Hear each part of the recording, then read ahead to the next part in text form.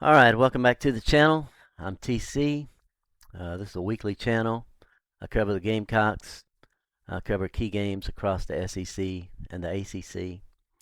This is a reaction to the South Carolina's embarrassing loss to Oklahoma.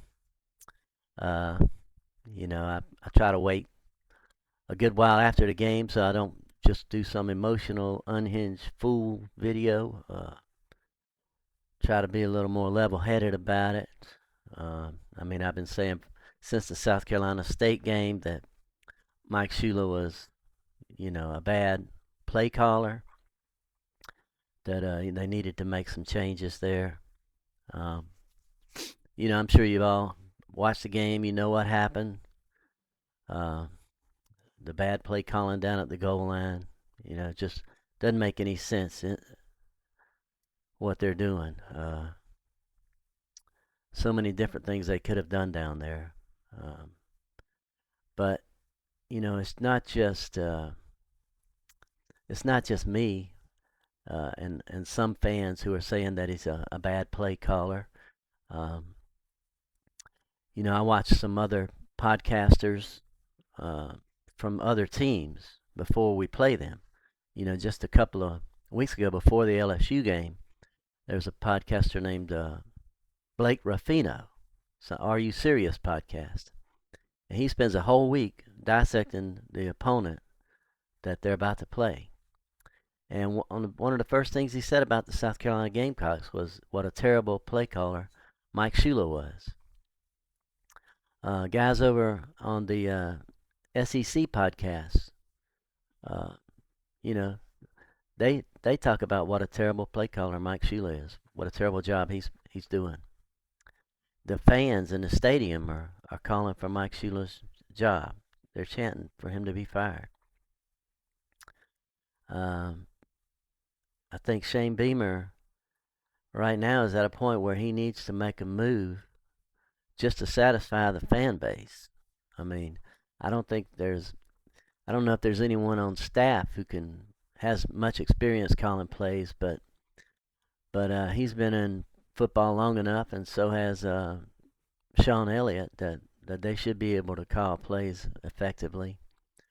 I think he needs to make a move, and him and Sean Elliott be co-coordinators on the play calling, or let Sean Elliott and Mike Furry give a try at it just to finish off the season. But I think you've got to make a change just to satisfy the fan base, or else Shane Beamer's going to be out of a job.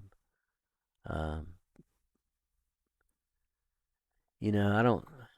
I know a lot of it is just terrible offensive line play, but it's all everything's bad. The receivers are bad, the running backs are bad, the offensive line is bad. I mean, Sellers' quarterback play is bad. I mean, he's just standing back there. It seems like it's taking him. He's very slow at processing where to go with the ball, and I can't tell from the television broadcast if it's because the receivers their routes are too long or they're not getting any separation. It looks like their routes are too long. That's what I see. Like there was, I think the opening drive to the second half. I think they did two stupid running plays straight up the middle because that's what Mike Shula loves to do over and over and over again, even though it doesn't work. And then they tried some 50-yard pass on the sideline. It didn't look like there was any checkdowns for Sellers to go to. No running back checkdowns. Didn't see anything. Didn't look like that to me. Why aren't the receivers able to get any separation? I don't understand it. Why don't we have short dump offs to the tight end or the running backs, inside slants? It doesn't make any sense. Um, I watched the game the other night, Friday night. I watched the game, uh, Louisville versus Miami, and Louisville come out, and Brom had 2 weeks. Coach Brom had 2 weeks to prepare for this game, I believe. But they came out and they did so many multiple sets, split backs out of the shotgun. They had three quarterbacks back there at one time. They did so many variations. They had Miami's defense back on their heels. They didn't know what to do, and they were able to get the ball into the hands of their playmakers. We, I'm not sure we had playmakers. I believe we had playmakers. We're just not getting the ball in their hands. Um, you're supposed to be able to make coordinators are supposed to be able to make changes in game. If you're seeing that your offensive line cannot run block for you to go up the middle, you got to try something else. You got to make changes. He doesn't. He seems too stubborn to make changes. He's got to have the knowledge to run any type of offense as many years as he's been in football. But it's a bad situation right now. I mean, the season is shot. There's nothing you can do to salvage the season. But Beamer is going to have to make a change to try to salvage his job because he's going to go down with him if he doesn't. And maybe it is time to replace Shane Beamer. I mean, I've been a fan of Beamer's. It seems like the players like him. The kids want to come play for him. They feel like it's family.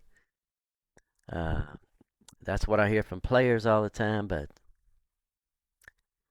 you got to win games. I don't hear all that from other teams, but I'm not that close to them. I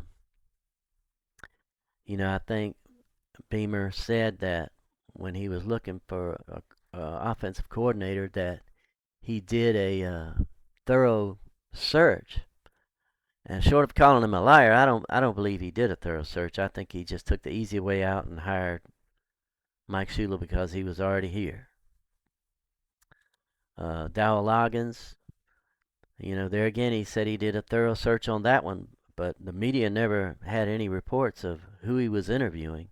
Are we the only school that's able to keep secrets like that? Every other school, when they're doing a coaching search of any kind, the media knows exactly what's going on, who's been interviewed, everything. It always gets leaked. But Shane Beamer has the ability to keep it under wraps. I don't know that I believe that. And I thought Dowell Loggins did pretty good. He started out bad with his NFL type offense, but last year they made some good play calls, like in that Missouri game. Those were some really good play calls. We did like the shuttle pass that the running back scored on it to win the game. We haven't seen that play this year, I don't believe. Some of the wide runs that Sellers did, like against LSU, where he runs RPO to the right, he has the option to run or pass, and he dived across the pylon. I haven't seen that. Why didn't we do something like that down at the end zone? Anyway, I would like to see if you fire Beamer. I know there's a lot of people out there that want to fire Beamer, but if you fire Beamer, you're going to lose your Clayton White also as well. So you're going to have to start completely over on defense and offense. I think the defense has been pretty good. I mean, if the offense was playing complementary football, the defense would look even better. But I mean, I know they start out slow. They give up a drive or two, but then they shut them down. They seem to.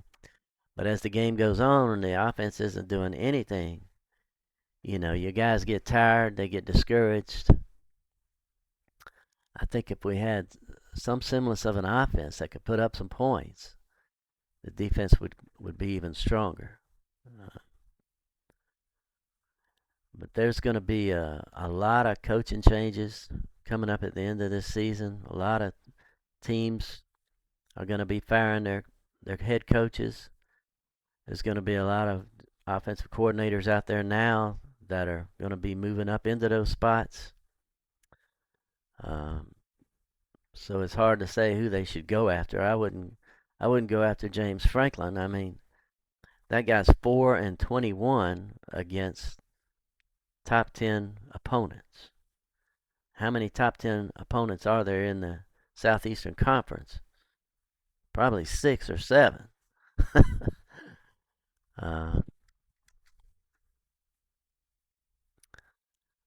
So I don't think that's the way to go. You've got to get somebody that can bring in a staff, a proven offense and defensive staff. Which James Franklin would do that, but still, that 4-21 against top 10 teams is that's hard to believe. So I don't know where they could go. I think they need an offensive coordinator that I would like to see an up tempo, somebody along the lines, the coaching bloodlines of Mike Leach or this guy at Tennessee or uh, this offense coordinator over at Baylor, Spativa, somebody along the Lincoln Riley, that style of football. Not those particular names, but that style of football. Uh, Somebody who's up tempo, somebody who's creative, can run at all different kinds of things to confuse the defense. South Carolina's never been a school that was able to have a power offensive line and just run the ball 3 yards in a cloud of dust. Only with George Rogers. Um, anyway, I'm really disappointed in Beamer. I didn't like his attitude at the press conference when asked about the play calling, and it seems like he's too loyal. I mean, loyalty's a good thing. He's too loyal to the coaches that he hires when he's made a bad hire. Uh, I don't know. I don't know what's going to happen anyway. That's my thoughts on it. It's very. You get ready to watch football. You get ready to watch your team. You put your little jersey on, your hat. You get you some wings cooked up or something. Maybe some beer if you like to drink. You get ready to watch a game. You hope your team can pull off the upset. You just hope it's going to be an enjoyable game. And then this team comes out and they can't do anything right. Completely inept. And you've got talent on the team. And it's not enjoyable to watch this team. Why do I want to spend 2 hours watching this crap when I could be watching really good games like Georgia and Ole Miss? Uh, or LSU and Vanderbilt. I mean, if Clark Lee can come to Vanderbilt and build them into a winner, a strong offensive and defensive team, why can't South Carolina do it? And look at what Drinkowitz has done at Missouri. I mean, they just keep reloading year after year. They don't have. Uh, I think our program should be on equal footing with Missouri at least. I mean, if we had to play Kentucky again, I don't believe we could beat them. They've improved. That young quarterback is getting better. They almost beat Texas last night. They should have beat them. Uh, anyway, it's going to be this frustration is going to continue. I don't know that they'll win another game. So anyway, we'll catch you next time.